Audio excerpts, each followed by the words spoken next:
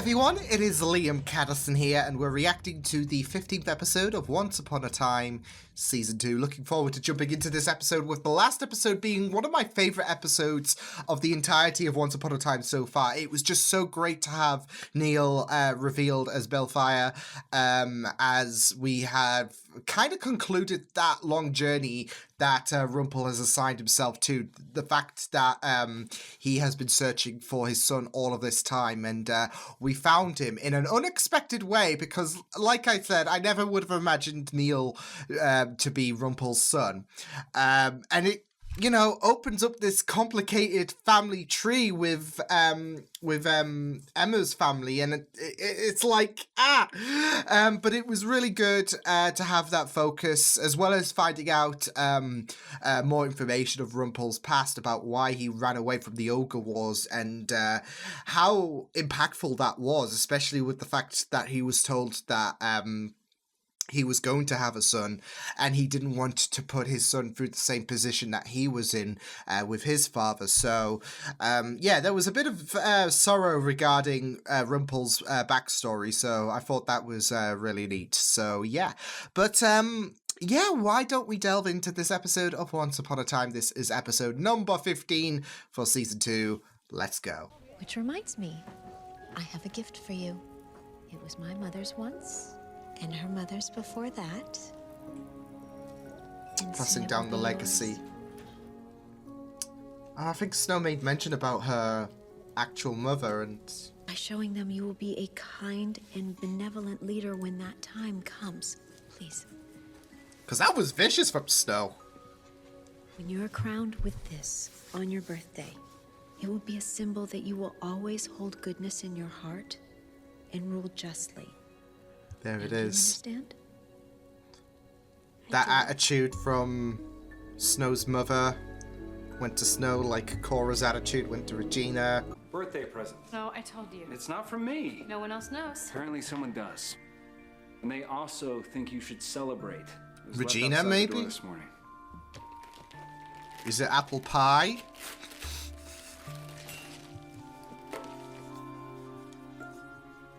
What is it? Oh.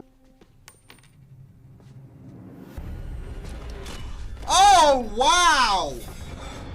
You know, let's just make Snow's birthday even more Mate. shitter. I think you have something of mine. You know, you could have just asked. Or this. Oh, I came across it in Mr. Gold's shop and knew how much Of it course meant he to had you, it. and I had to have it. Thank you. Wait, when did she get it, though? Like, it would be funny if she just snuck in whilst he was in, yeah, Manhattan. With honesty, but the truth is, we don't need anyone. I can reconstruct the map. It'll just take a bit more time. And when we find it, I promise you, I'll use that dagger to force the Dark One to kill anyone you like. Oh, no. And, yep, it might not be good news for you.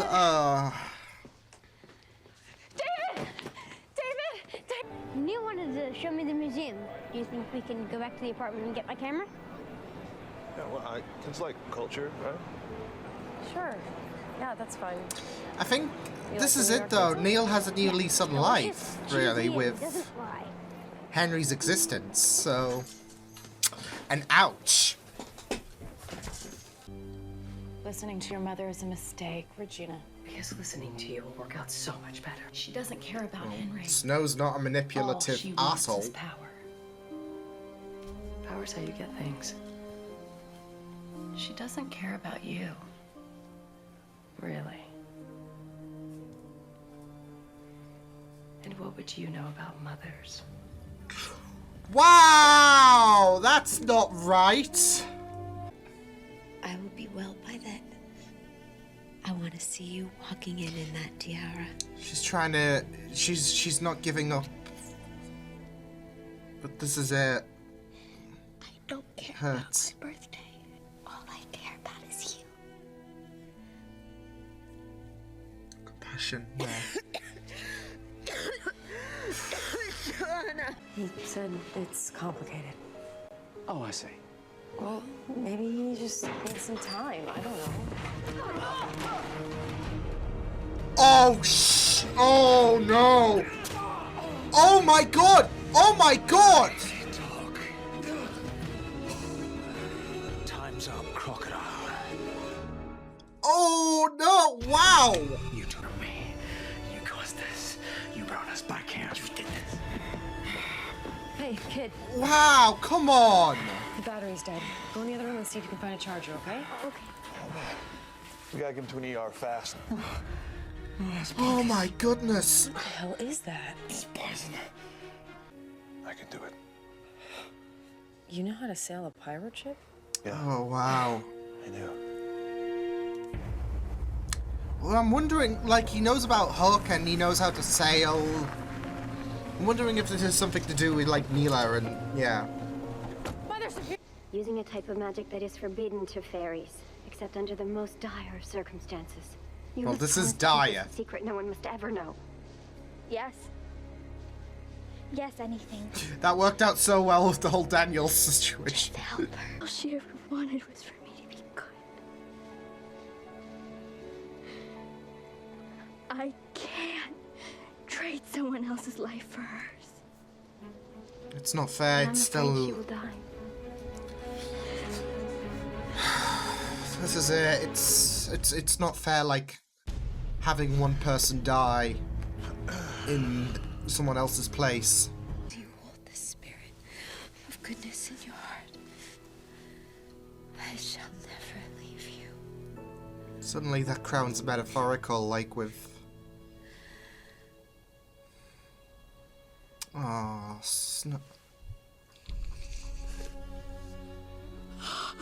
oh, this is heartbreaking.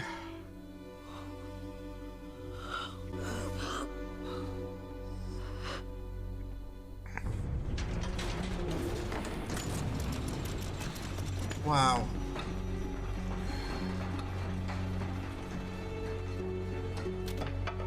It's here. He hid it behind... Oh my god. Clever man. It's finally come, my darling Snow, for you to learn a long overdue lesson. Johanna! You see, in the end, it isn't good or evil that wins. Oh no. Oh no! Oh, come on! Your On her choice. birthday again? Oh my...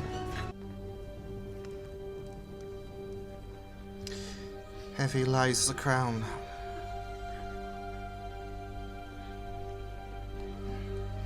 Oh.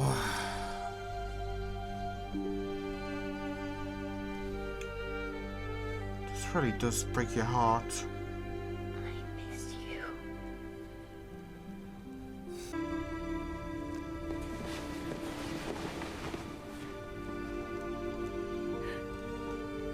I mean, especially for a child, it really does shatter your heart, and it really does... It really does paint a lot of heartbreaking emotions. I hate that outfit. I don't know how that fairy stands. No! Wow! As for you, poison looks good on you. And death is most certainly your color. You are the biggest pain in the ass ever! A white's hard black as coal. That candle won't be your final test. And once I've darkened her soul, it won't just be you I've destroyed. It'll be your legacy. You manipulative... oh, wow, wow. I frickin' despise her. I frickin' despise her moment by moment. Nothing to do with this. Of course you did. My mother You wasn't leech. sick at all, was she? Oh, she was quite sick. You did. Oh, Kill her! Kill my her! mother. Actually, the candle would have worked. You could have saved quite everything. Wow. Fuck you. Just die, Cor. Just die. Well, there you go. You see where good gets you? Yeah. being weak as shit. Wow. You made sure I'd be in the pastures when Snow rode past. This was all staged. I'm tired of these endless journeys. Your father, the king, is a lonely man. Just tell me what's going on. Neil. Well. Tomorrow. Emma. Tomorrow. It's my fiance. Oh, I was thinking girlfriend, but fiance is okay. Yeah. Yeah. Woof. You can't blame yourself. You did the best you could do in an impossible I know situation. Cora's so And yet powerful, Regina's but family why wants to can't be we just get a arranged SWAT untouched. team right now? Okay, I'm just saying. You are someone who does the right thing. Good is strength, and No, that's exactly that's what the she easy way. wants. I made the right decision when I stopped Regina's execution all those years ago. When it could have Strength. saved us all of this heartache. I made the right decision when I sent Emma through the wardrobe alone. What if that's wrong? Some people are just purely evil. I'm the one who has to change. No, you can't. Change how? Snow. I'm going to kill Cora. I'm here for it, okay? I'm here for it. I'm here no, I don't want Snow, oh god, this is it's so funny how I watch these shows, and they kind of sync up, I was watching something about free will, and there was a topic about that in another show that I'm watching, and we have someone who is, if you know, you'll know, but there is someone that is so wholesome. I mean, this character has had a troubled season in this current turn of events, but if you know, you'll know. There is someone so wholesome who is suddenly going down a dark path. And that same character wants to do something that I encourage to another character who I despise so much. And I kind of want to see it happen, but I'm also worried about the attitude and the direction this character's going to go towards because of how they want to, kill this other character. It's the same thing with Snow. I'm worried about where this path is going to take her because she's going to kill Cora. Personally, she's crossed too many lines. And this is it with Cora. She is pure evil.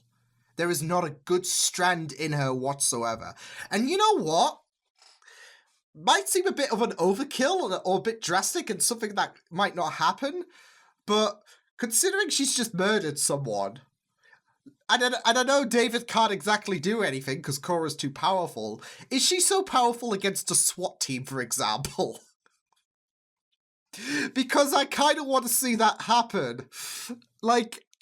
I assume she would be, but let's just hypothetically put that out there. We have a SWAT team. She's too powerful, but yeah, I know what we're all going to be thinking. The Greg situation is just going to be made a million times worse, but honestly, at this point, I am here for any ideas that will see Cora 6 feet under, because she... Honestly, when she was explaining everything, I'm amazed at how patient I am that I didn't storm out this room and just scream, because I despise her so much, and she is starting to make the Watchers Council from Buffy look like saints. I will say that. I've had comments in the past whenever Cora has really gotten under my skin saying that they love how much that I hate Cora. And I imagine that this episode's going to be a buffet for a lot of people. And I think, that's a really good assessment, really, of how, great the actress is. And, it's so funny because basically she's the once upon a time, like Cora is the once upon a time version of Umbridge, in my opinion, because if you guys have watched my Harry Potter reactions, yeah, I lose it quite a bit at Umbridge because she can go and screw herself. But like I said, I feel like with me being just so angry at Cora and everything that she's done, especially in this episode. I think that's a testament to how great the actress is at playing Cora, as well as working well with the narrative that surrounds her, because it's a good example of a case of great villains make you angry, and here we are.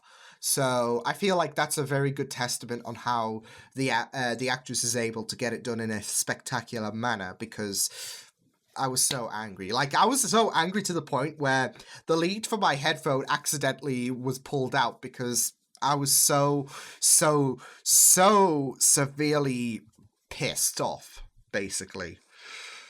And, yeah. Just the idea that she has manipulated these events with her killing Snow's mother, puppeteering Regina to marry the king, but by not just killing off the mother, but also staging the events that we saw last season with the horse and Regina saving Snow, and thus that sets the seeds, basically, in terms of trying to have Regina become queen. It just makes you so angry. Yeah. It's just so funny, though, as well, like watching another show where a character vows to go into a darker area to kill this other character that is so despised, in my opinion. On another show. It was actually yesterday, in terms of recording perspective, that I watched that. And now you have Snow, who vows to kill Cora to get rid of that darkness that that is going to appetize Cora. So yeah, it's funny how things do line up, really, but hey ho. So yeah, but this is it. Cora is going to be feasting on this, like on Snow potentially turning to the dark side and going to kill her, to disregard everything that her mother has taught her. Because we saw a bit of that, like, less compassionate side in Snow when she was younger in the flashbacks.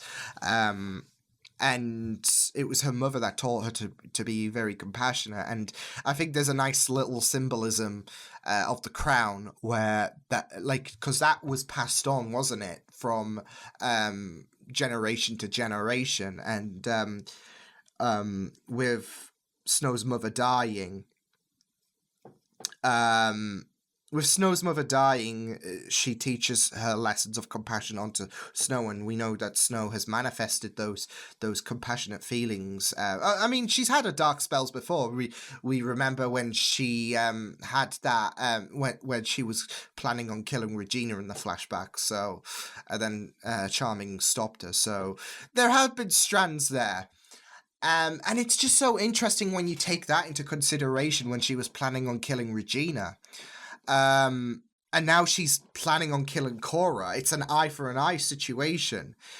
It's like that strand of darkness has always been there for Snow, which is really scary to think about, because Snow has that warmth in her, but there's always that side of her that can snap, and it has right now. So, and honestly, at this moment, at this point from here onwards, like with Cora, she's angered me so much. Like I said, SWAT team, get it in there. She is truly the once upon a time Umbridge. So, because yeah, I was ready to flip there. So, but she really is. She really is the once upon a time version of Umbridge, because with Umbridge, I was like, she could breathe and I would fill out a 500-word essay about why that offended me. And it's the same with Cora at the minute. So, And you know what? At this point, Korra could have the most sympathetic backstory in Once Upon a Time. Like, compared to every character, past or future, in terms of my watching experience, she could have the most sympathetic Once Upon a Time backstory that could make children cry, that could make everyone feel a bit emotional. And I would be moved as a statue because of how much I hate her. I despise her at this point, so... Like, well, I've already despised her anyways, but she really took it up to 11. Like, yeah. Not a good... This was, like... Yeah, she was not scoring any points in this whatsoever, especially with what she did to Johanna. Like, especially with the fact that she lulled Snow into a false sense of hope with the dagger.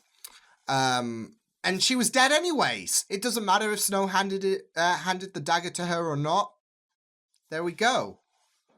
Because Korra's all about... well, this is it with Korra. She's all about... pushing Snow closer and closer to darkness. That was her goal when she went to confront the corpse of Snow's mother. After posing as the Bloody Fairy. Yeah. And the signs were there when Mother Superior was confused about Snow. Because I thought it was like a wink, like, don't know what you're talking about. Aha! But no, she truly didn't. Because Korra was posing at her. She was pushing Snow to go into that dark realm. And now she's still chomping at the bit for that. So... this is it. This is it. And then you've got, like, Regina is going to be so heartbroken. This is the thing. Like, because Snow warned her about the fact that Korra doesn't care about Regina's interests or Regina's interests for Henry. They're going to be used anyways when they least suspect it. And this is it with Regina. She is completely vulnerable. She was trying to do her best for Henry, and we were hoping to see her push to the light. But with Korra coming into the fold, it's like all of that's been compromised. And the sad thing is for Regina, she is going to be broken when what Snow has told her was completely true. That when Korra does inevitably betray her, because it is coming, and Regina is so blind to that. She wants that hope, and so, oh, poor Regina. I mean, I say poor Regina because she's being manipulated, and this is it with Korra. She's manipulative, so, and she feasts on this power because no one is able to outmatch her. She is always on top of the game because she manipulates everyone. So, because like, the signs were there anyways with what Snow said to Regina, especially when Korra was coying the details regarding the whole staging of Snow's mother's death to forcing Regina to encounter Snow, so that can pave the way for Regina to become queen and marry the father, the king. So those are the little hints, but it's still going to be all oblivious at the end of the day. So it's I'm just upset and worried, especially with Snow, because this might corrupt her.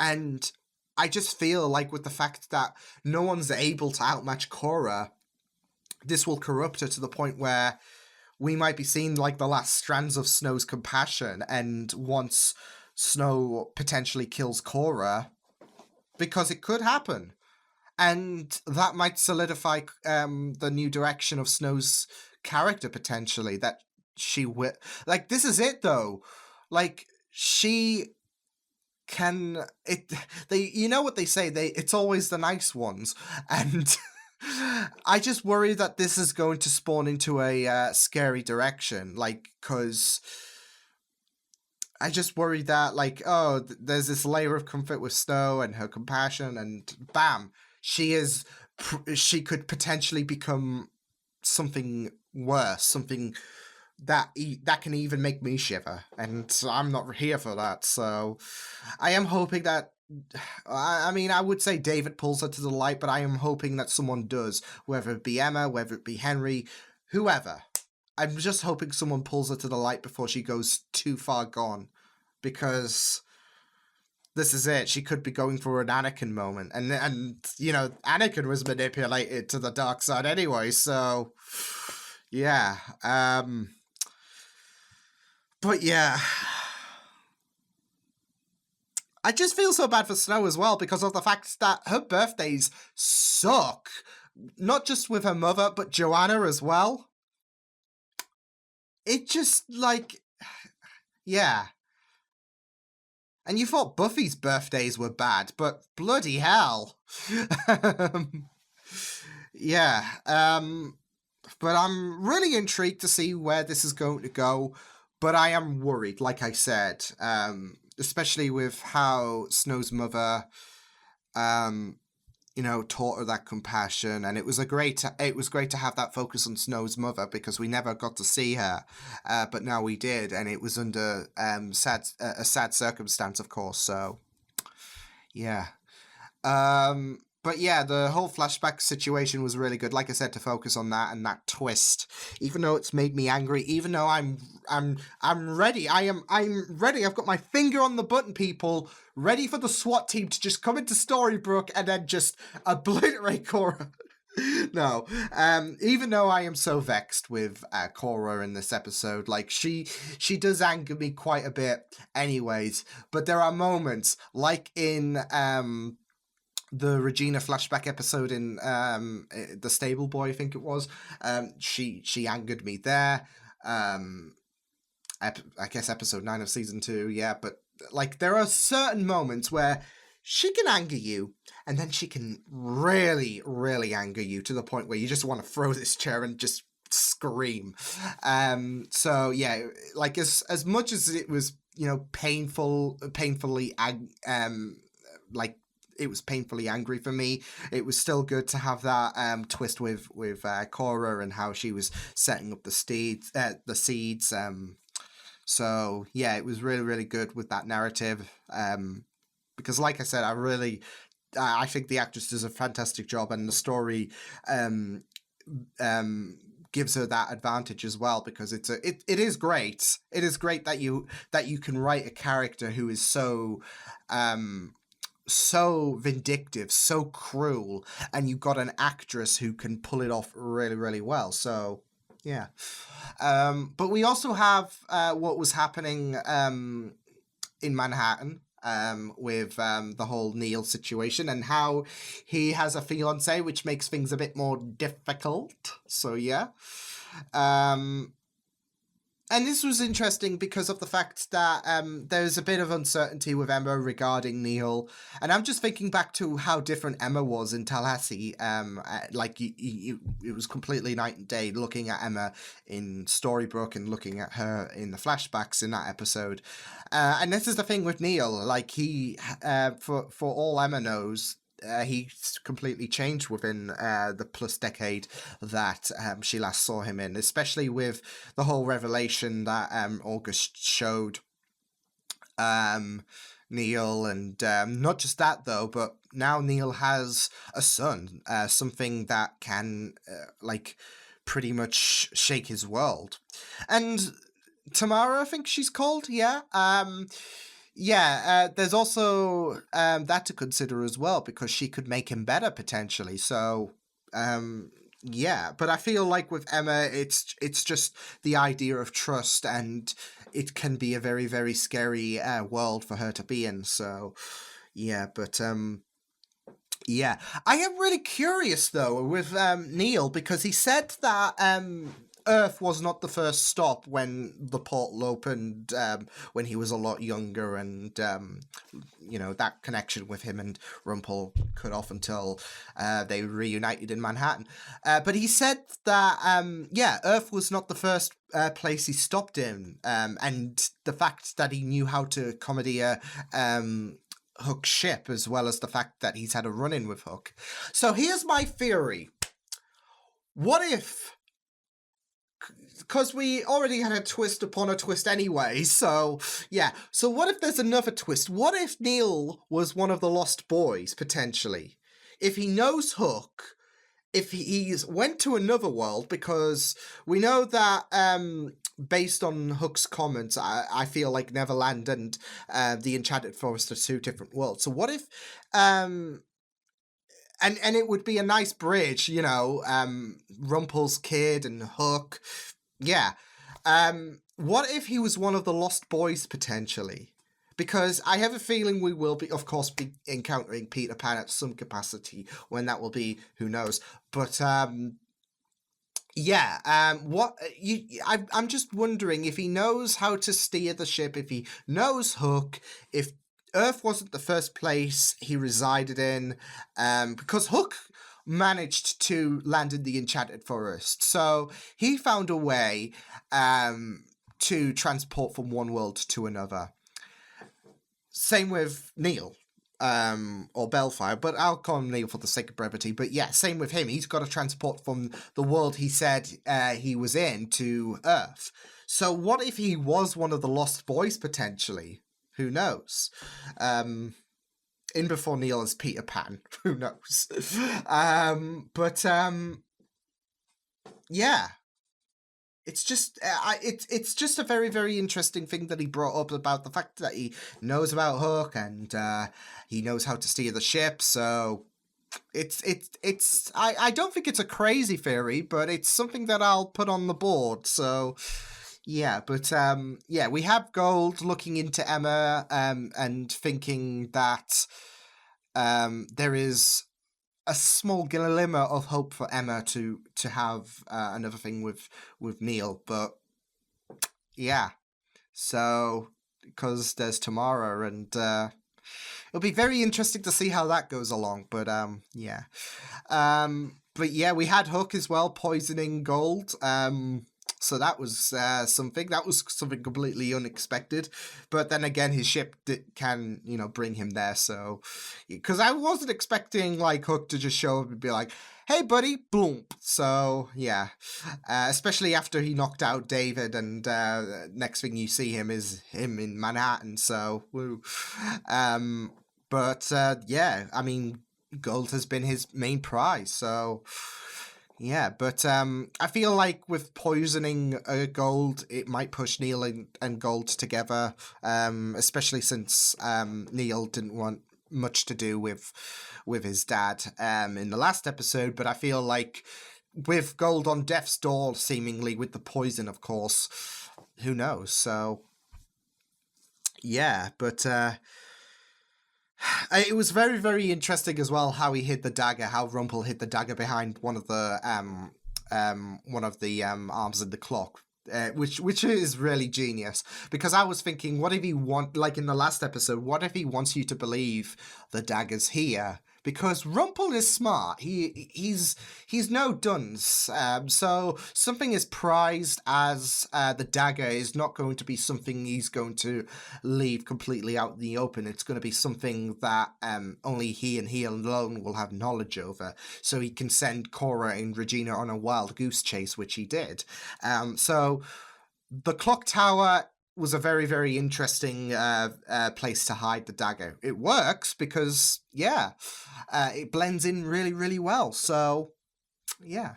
But, really, really great episode. Like I said, it was really good to get my anger working, I guess, with Cora.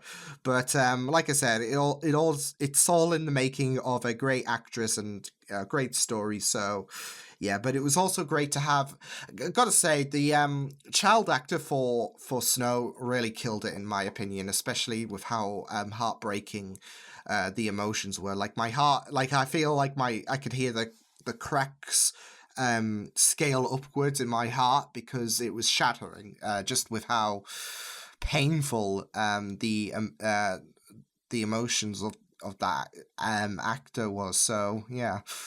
But yeah, it was great to have a bit more focus on Snow and her past, as well as looking at her mother. May she rest in peace. So yeah. As well as promising stuff for the future, potentially, with Snow going into a darker area, potentially. So yeah. I'm just scared. I'm just scared, okay? But yeah, I will see you guys next time. Hope you guys enjoyed this reaction. You can check my videos on the right if you want to check out more of my content. You can also subscribe to my media feeds and channel if you want to. Hope you guys enjoyed this reaction. Hope you guys take care, and I will see you guys next time. Toodles!